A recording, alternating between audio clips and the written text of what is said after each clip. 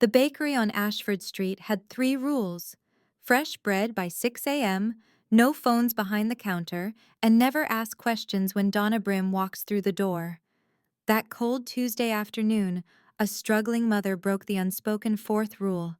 She made herself visible in a place where Donna Brim was watching.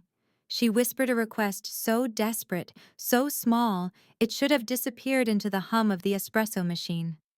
Instead, the most feared man in the city heard every syllable. He could have turned away. He could have let the moment pass like smoke. But when he looked at the little girl in the faded pink dress, something no bullet had ever touched finally broke inside him. What happened next would rewrite 3 destinies and sign a death warrant neither of them saw coming. It was supposed to be a quiet afternoon at the bakery, 2 workers in matching cream aprons laughing as they arranged fresh pastries, the espresso machine purring, the smell of yeast and cinnamon floating through warm air. The little chalkboard near the register read, "Today's specials," in cheerful cursive, and soft jazz played from a speaker no one could see. Then the door opened, hesitantly, letting in a gust of February cold. A woman stepped inside, gripping the hand of a little girl whose shoes had tape holding the soles together, whose pink dress was faded in the way that comes from too many washings in shelter sinks. The mother's face was drawn, exhausted in the bone-deep way that comes from months of survival, not living. Her beanie was pulled low, her oversized cardigan swallowing her thin frame. They stood in front of the glass display case filled with layer cakes, eclairs glistening with chocolate, sugar cookies stacked like edible promises. The girl pressed her nose close to the glass, her breath fogging it slightly, her wide eyes drinking in every color, every swirl of frosting. She whispered, "Mom, can I pick one?" Louise swallowed hard, forcing a smile that didn't reach her eyes, the kind of smile mothers wear when their hearts are breaking but their children are watching. She squeezed Margaret's hand gently and leaned toward the counter, her voice barely audible above the hiss of the milk frother. "Excuse me, do you maybe have any expired cake? Something you're going to throw away anyway? It's...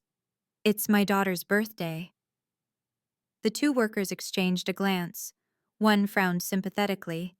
The other looked uncomfortable. Behind Louise, the line of customers shifted. A few whispered. One elderly woman shook her head, but someone else heard it too. Sitting at a small corner table near the window, holding a double espresso in hands marked with ink that disappeared beneath the cuffs of a perfectly tailored navy suit, was Donna Brim, the most feared mafia boss in the city. He saw the way the little girl tried to shrink into herself when she realized people were staring. He saw the mother blinking fast, fighting tears, her jaw clenched so hard he could see the muscle jump. And he heard every word, clearer than a confession, sharper than a threat. One of the workers bit her lip, glancing nervously at her coworker. "I'm sorry, ma'am, but we don't really do that. Store policy." Margaret lowered her head, staring at her taped-together shoes. Louise pulled her daughter closer, murmuring, "It's okay, baby. We'll figure something out." Hello, my beautiful family. If you're listening to this story, please do me a favor and subscribe to my channel. It only takes a second but means the world to me. Also comment where you're watching from below. Now relax, grab your coffee, and enjoy this beautiful story. Then Donna Brim stood. His chair scraped against the hardwood floor. The sound cut through the bakery like a gunshot. Conversation stopped mid-sentence. The workers froze, hands hovering over pastry boxes. Even the espresso machine seemed to hold its breath. He walked toward them, 6 feet of controlled power, expensive fabric stretching over broad shoulders, tattoos crawling up his throat like dark vines. His footsteps were measured, deliberate. His shadow fell across the glass display, across Louise, across Margaret. Louise turned instinctively, placing herself between this stranger and her daughter. Her eyes widened. She recognized him instantly. From news reports, from whispered warnings in the shelter, from the way the bakery staff suddenly moved with nervous precision. Donna Brim stopped just behind them. When he spoke, his voice was low, steady, carrying the weight of authority that made people listen whether they wanted to or not. "Excuse me." Louise's breath caught. Margaret peeked out from behind her mother's cardigan. Instead of anger, instead of the cold indifference a man like him was known for, there was something else in his dark eyes. Something that looked almost like recognition, like he was seeing a ghost he thought he'd buried years ago. He lowered himself slowly, crouching so he was eye level with Margaret. He studied her thin shoulders, her tangled hair held back with a fraying ribbon, her small hands clutching her mother's sleeve. His voice softened in a way that would have shocked anyone who knew his reputation. "Tell me, sweetheart," he said gently, nodding toward the display case glowing with cakes and light. "What kind do you want for your birthday?" What happened next would change all three of their lives forever. Margaret's name was Margaret Sander. She was 8 years old today, though she looked smaller than most children her age. Hunger does that, steals inches, dims bright eyes, makes laughter quieter, more cautious. Her mother, Louise Johnson, had been unemployed for 7 months after the textile factory where she'd worked for 9 years shut down without warning. They'd been surviving on shelter rotations, sleeping in their aging sedan when beds weren't available, and living off whatever kindness strangers offered, which, Louise had learned the hard way, wasn't much. Margaret pointed to a vanilla cake decorated with pastel flowers and delicate buttercream borders. "That one," she whispered, then quickly added, her voice even smaller. "But just a small piece, Mom. Just a little bit." Donna Brim had built his empire on fear. Men twice his size flinched when they heard his name. He controlled territory from the docks to downtown, commanded absolute loyalty through calculated intimidation, and settled disputes with methods that made witnesses disappear faster than morning fog. Judges knew better than to convict his people. Police knew better than to look too closely. But as he knelt there on the bakery floor, looking into the eyes of an 8-year-old girl asking for just a small piece of birthday cake, something inside his chest cracked open, something he'd sealed shut the day his sister died, and his niece vanished into the system, something he thought 3 decades of violence had killed completely. The worker behind the counter, a young woman named Sarah, shifted her weight nervously. She recognized Donna from the neighborhood. Everyone did. Her hands trembled as they gripped the edge of the pastry case. "Sir, I'm really sorry," she stammered. "But our manager doesn't allow us to give away expired product. Company policy." Donna's eyes moved from Margaret to Sarah, then to Louise, who was already tugging gently on her daughter's hand, trying to leave before things escalated, before this powerful man decided their presence was an insult or an inconvenience. The other customers had gone completely silent. The jazz music seemed suddenly too loud. Even the hiss of the espresso machine sounded like held breath. "How much?" Donna asked, his voice cutting through the tension like a blade through silk. "For the whole cake?" Sarah fumbled with the price tag taped to the display shelf. $48, sir." Louise stepped forward, panic rising in her voice. "Please, we don't need anything expensive. We were just hoping maybe something old, something you might throw out anyway. We don't want any trouble." Donna reached into his jacket. The movement made everyone in the bakery tense. Customers, staff, even the man wiping tables in the corner. But Donna only pulled out a black leather wallet, worn smooth at the edges, and placed 5 crisp $100 bills on the counter. "I want that cake," he said, his tone leaving no room for negotiation. "The whole thing, and I want you to put 8 candles on it. Can you do that?" Sarah nodded rapidly, her eyes wide. "Yes, sir, absolutely, right away." But Donna wasn't finished. He turned to Louise, and when he spoke again, his voice lost the edge of command and became something quieter, something that sounded almost human. "When's the last time you two had a real meal?" Louise's chin trembled. Her pride warred with the truth, and the truth won. "Yesterday morning, the shelter served oatmeal." The silence that followed was deafening, even hardened. Criminals who worked for Donna Brim, men who had seen him break bones, who had carried out his orders without question, who knew what he was capable of, would have been shocked at what happened next. This man who had ordered hits that shook the city, who had built an empire on blood and intimidation, who ruled through fear so absolute that his enemies slept with guns under their pillows, was looking at a homeless mother and her hungry daughter with something none of his rivals had ever seen in his eyes: compassion. "Sarah," he said, still not taking his eyes off Louise and Margaret, his voice steady and sure. "Box up 4 of your best sandwiches, a dozen of those cookies in the window, and whatever soup you have today. Make it hot. Put it all in bags they can carry." Sarah started to reach for the register. "Sir, that'll be—" "Just do it." Sarah moved with a speed that came from pure fear and respect. Her coworker Maya joined her without a word, both women assembling bags of food with trembling efficiency they'd never shown for regular customers. Turkey sandwiches thick with meat and fresh vegetables, chocolate chip cookies still warm from the oven, a container of tomato basil soup that steamed when Maya ladled it from the pot. Louise tried one more time. "Please, this is too much. We can't—" "You can." Donna's voice was quiet, but absolute. He gestured toward a small table near the window, away from the other customers who were still watching with wide eyes and nervous whispers. "Sit. Eat." Margaret tugged her mother's sleeve, her small voice barely audible. "Mom, I'm really hungry." That broke Louise's resistance. She nodded, defeated and grateful in equal measure, and let Margaret pull her toward the table. The little girl climbed into the chair, her feet dangling several inches above the floor, her eyes fixed on the bag Sarah was packing with a reverence usually reserved for treasure.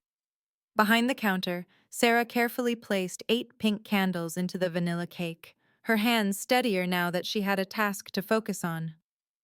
Maya wrapped sandwiches in wax paper with unusual care. Neither woman had ever seen Donna Brim like this. They'd seen him collect payments, his presence alone enough to make grown men stutter apologies. They'd seen him walk through the bakery like he owned it, which, in every way that mattered, he did. But they'd never seen him gentle.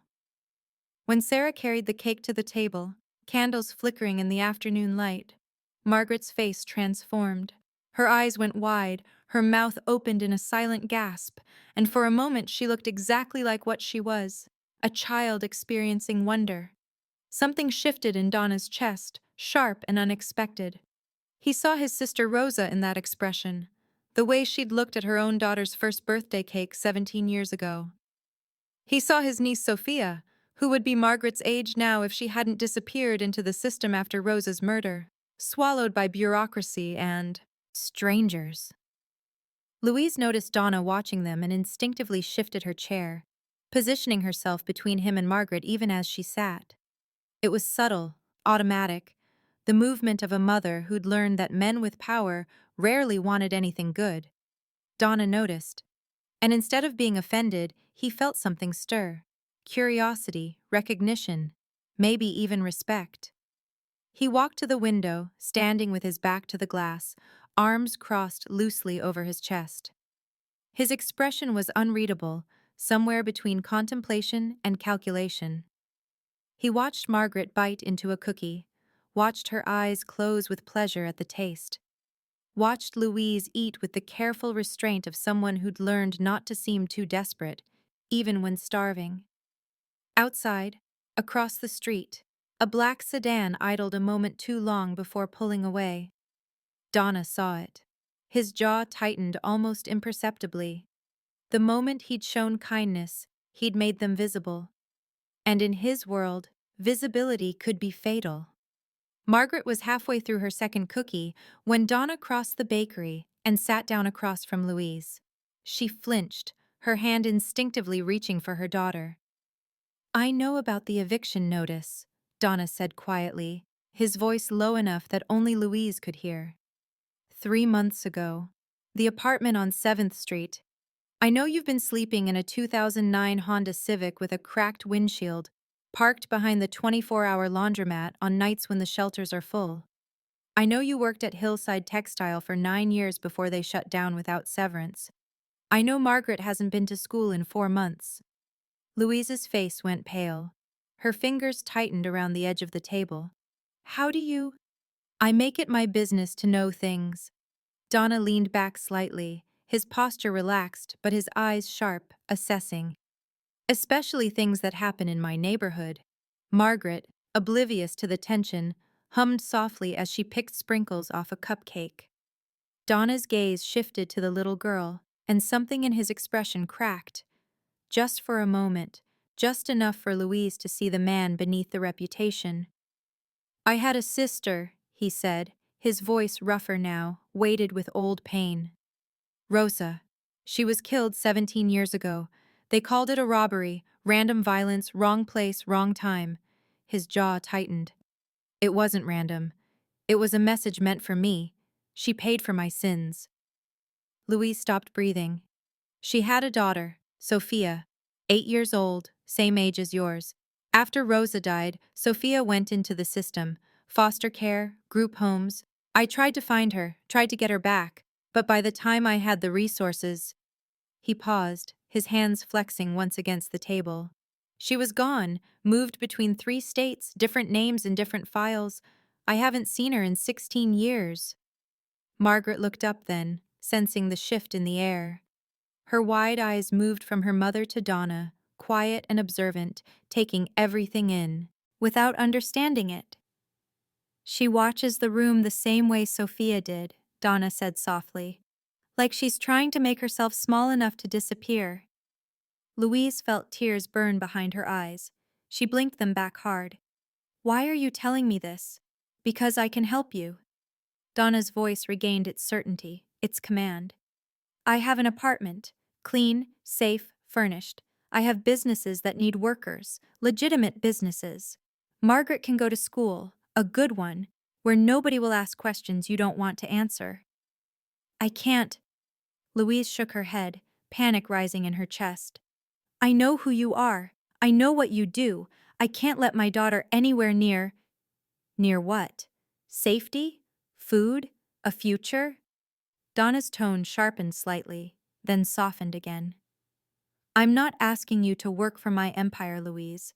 I'm asking you to let me give you what I couldn't give my sister, what I couldn't give Sophia. Louise looked at Margaret, who was licking frosting off her fingers, blissfully content for the first time in months. Let me help you, Donna said, his voice gentle but unyielding. You deserve it. She deserves it. The black Mercedes idled outside the bakery, sleek and silent. Donna's driver, a stone-faced man named Vincent, held the rear door open without a word. Louise hesitated on the sidewalk, clutching the bags of food, Margaret's small hand gripped tightly in hers. It's safe, Donna said from behind them. Vincent's been with me for 15 years. Louise climbed in, pulling Margaret close. As the car pulled away from the curb, she didn't notice the silver Lexus parked half a block down, or the man in the driver's seat lifting his phone to make a call. But Donna did.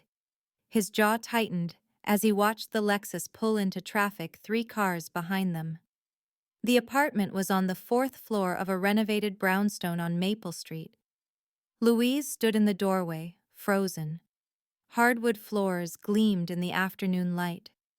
A gray sectional sofa sat arranged around a glass coffee table. The kitchen had stainless steel appliances that looked brand new. Framed prints hung on the walls, nothing expensive, but warm, lived in. This can't be real, Louise whispered.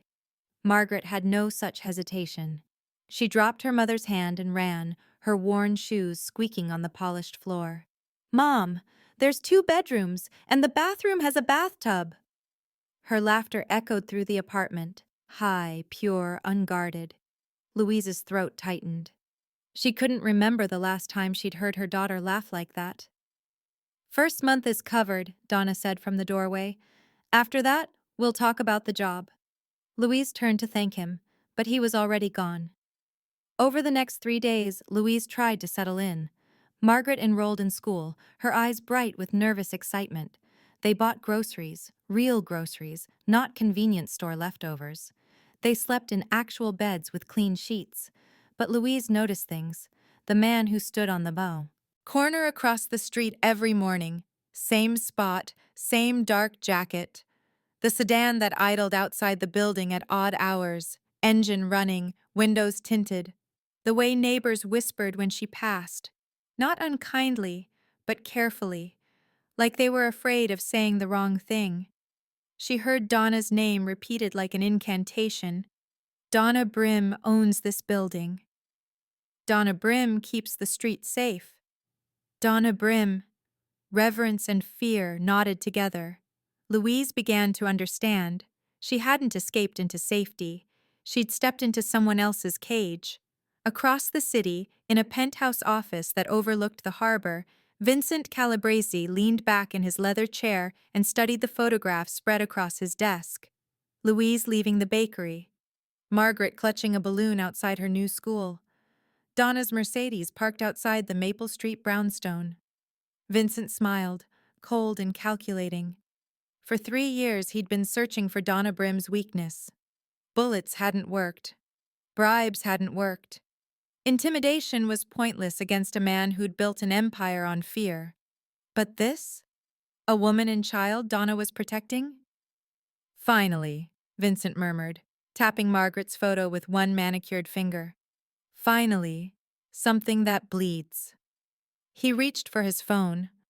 Louise returned to the bakery on Thursday afternoon, Margaret's hand warm in hers. It had become a small ritual, stopping by after school pickup, letting Margaret choose one treat, something normal in a life that still felt unreal. The bell above the door chimed the same welcome. The smell of fresh bread hung in the air. But something felt different. Sarah stood behind the counter arranging pastries with mechanical precision.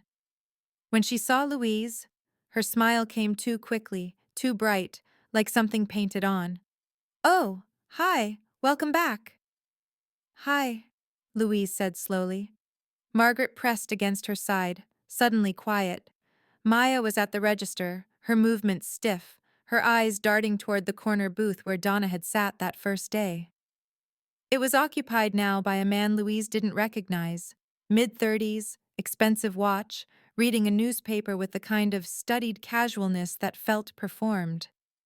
Louise's instincts, honed by months of survival, began screaming.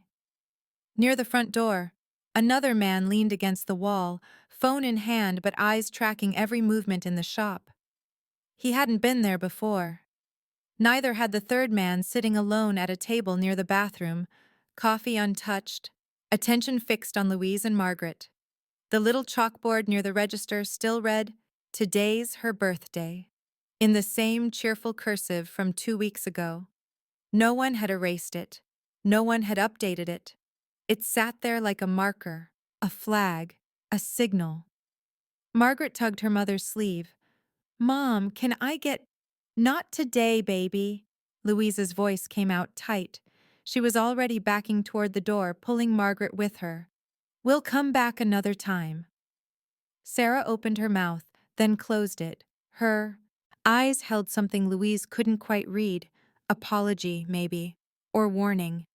The man by the door shifted slightly as they passed. Louise didn't look at him. She pushed through the door, the bell chiming behind them, and walked quickly down the sidewalk, not running but close to it, Margaret struggling to keep pace. "Mom, what's wrong?" "Nothing, sweetheart, we just need to get home." 20 minutes later, Vincent knocked on the apartment door. Louise opened it to find Donna standing in the hallway, his expression darker than she'd ever seen it. "Pack a bag," he said without preamble. "You're moving tonight." "What happened?" "The bakery's been compromised. Vincent Calabrese, my rival, he's placed people inside. They've been watching you." Donna's jaw tightened, a muscle jumping beneath the ink on his throat. I underestimated how fast he'd move. Louise felt ice spread through her chest. "Because of us." Donna met her eyes. For the first time since they'd met, she saw something that looked like regret. Because I made you visible, he said quietly. And in my world, that's the most dangerous thing I could have done. The new apartment was smaller, on the 8th floor of a building Donna controlled completely.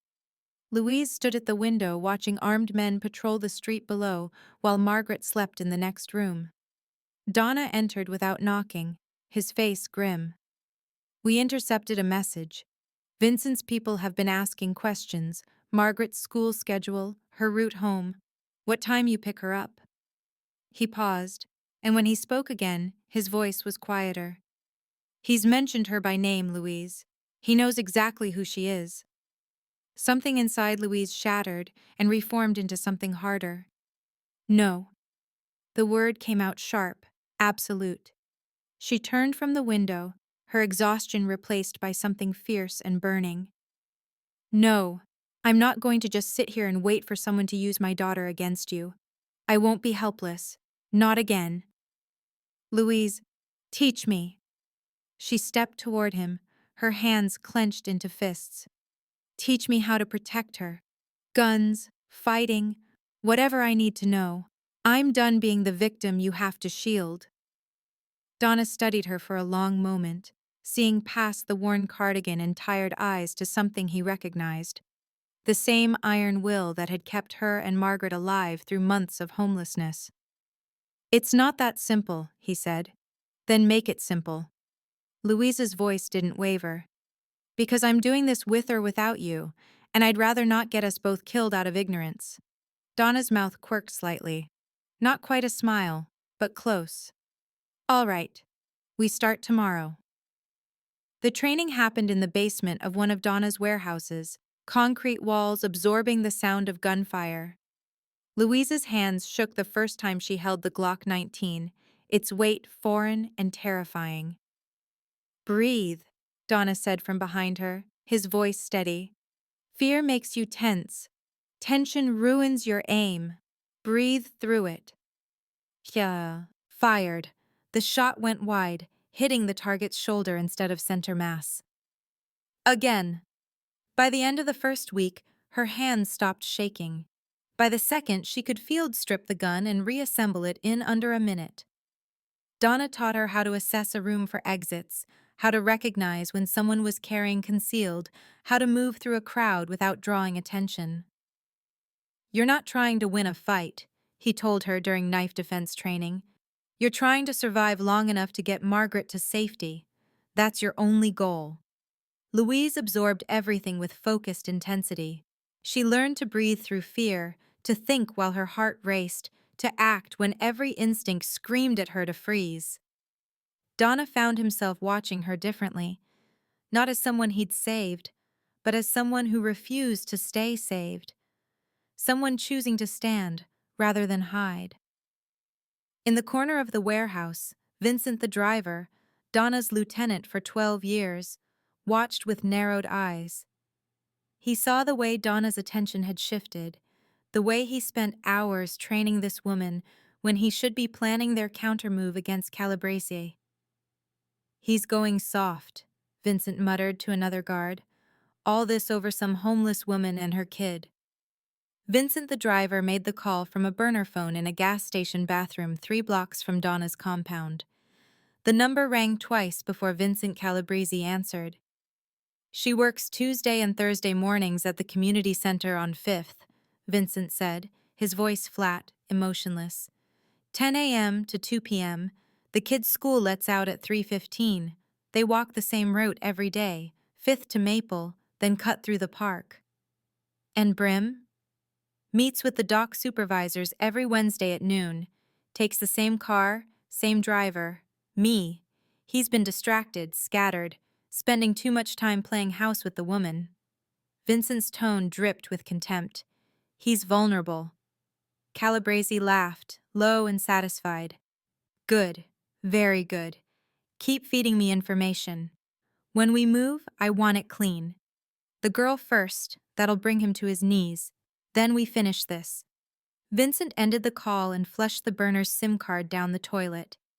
12 years of loyalty, erased by wounded pride and the belief that Donna Brim had forgotten what made him powerful.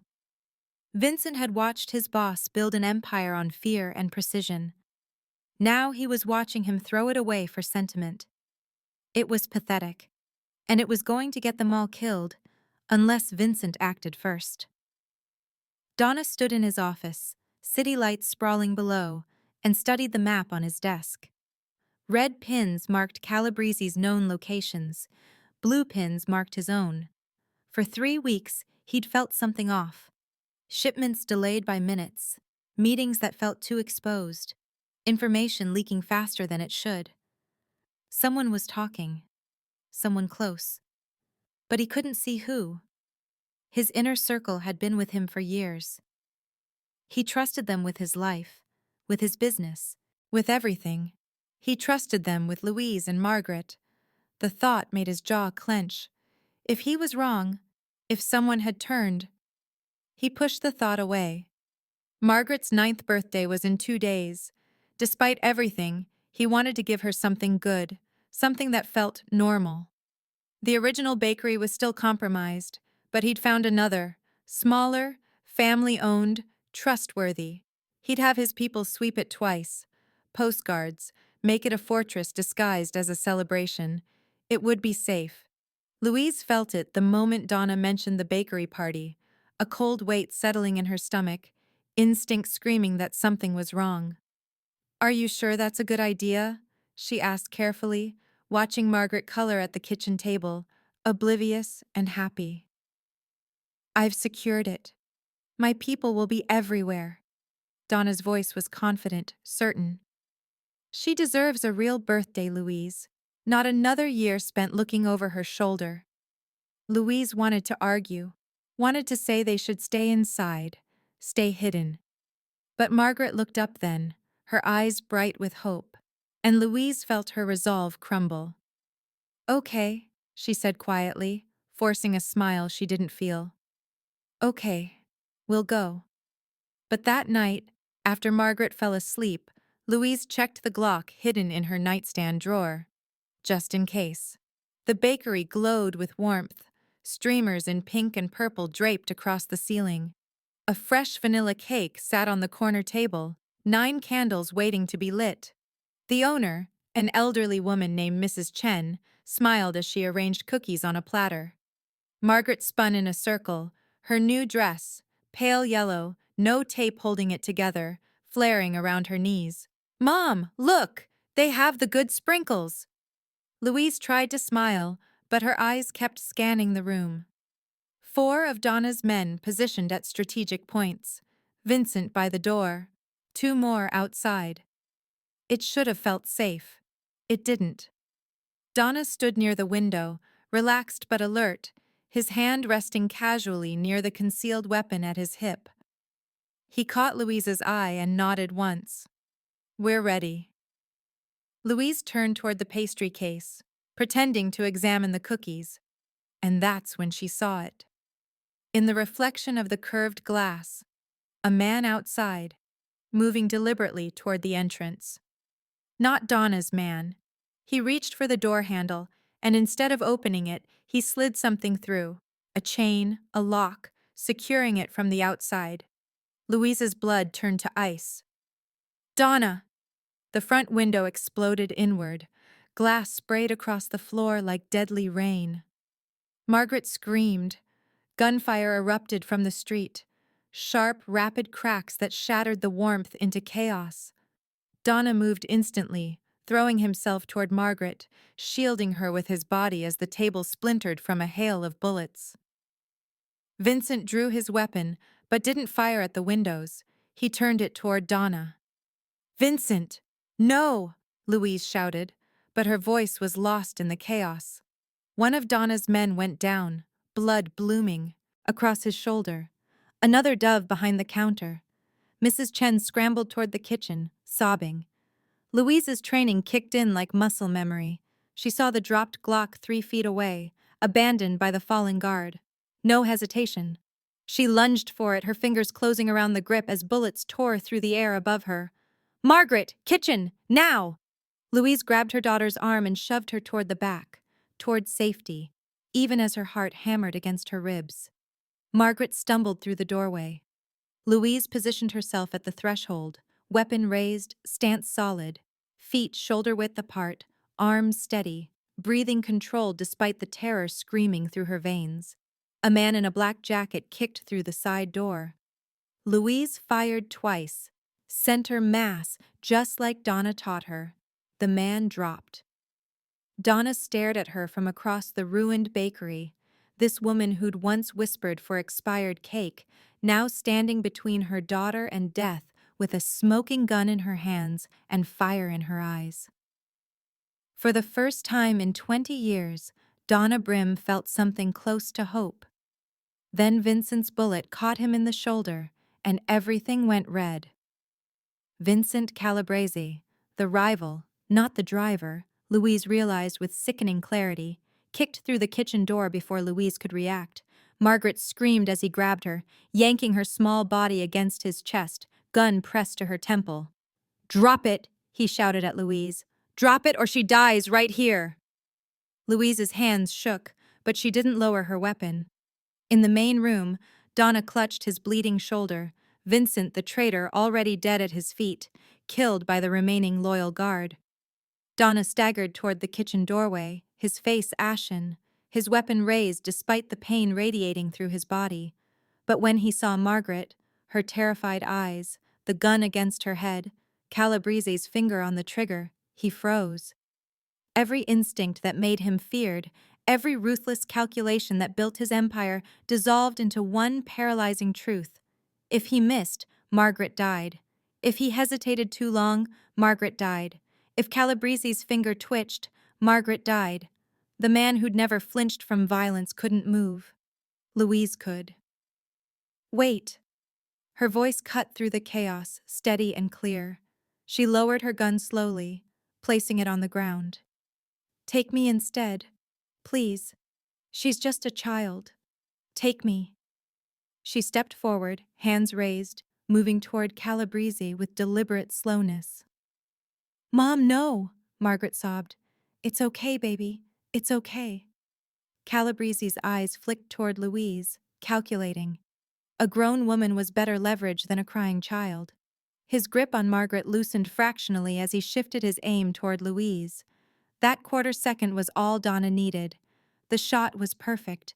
A single crack that cut through the screaming. Calabrese's head snapped back. He dropped instantly, his weapon clattering across the tile. Margaret stumbled forward, and Louise caught her, falling to her knees, wrapping her daughter in her arms as sobs racked through them both. Behind them, Calabrese's body collapsed into a display rack. Sugar packets exploded like confetti. Glass jars of sprinkles shattered, scattering color across the blood-stained floor like grotesque celebration. Sirens wailed in the distance, growing closer. Donna lowered his weapon, his hand trembling. Mrs. Chen emerged from behind the industrial oven, shaking but alive. The remaining guards secured the exits. It was over. 6 months later. The bakery on Ashford Street reopened under new management. Mrs. Chen's daughter, with financial backing from an anonymous investor. No more hidden agendas, no more watching eyes. Just bread, pastries, and the smell of sugar on cold mornings. Donna dismantled the violent edges of his empire, consolidating power into fewer, cleaner operations. He still commanded respect, still controlled territory, but he moved differently now, less like a predator, more like a protector. Louise worked at the community center teaching job readiness classes, legitimate work that let her sleep at night. Margaret thrived at school, her laughter no longer cautious, her future no longer written in survival. On Margaret's 10th birthday, the three of them returned to the bakery. Mrs. Chen's daughter brought out a vanilla cake with fresh strawberries and delicate buttercream flowers. No bullet holes, no blood, just sweetness. Margaret blew out her candles, her wish silent and hopeful. Louise reached across the table and squeezed Donna's hand. He squeezed back. A man still dangerous, but no longer empty. "Thank you," she whispered. Donna looked at the little girl whose desperate mother had once asked for expired cake, whose innocence had cracked open something he thought he'd lost forever. "No," he said quietly. Thank you. Outside, the neighborhood moved with ordinary life.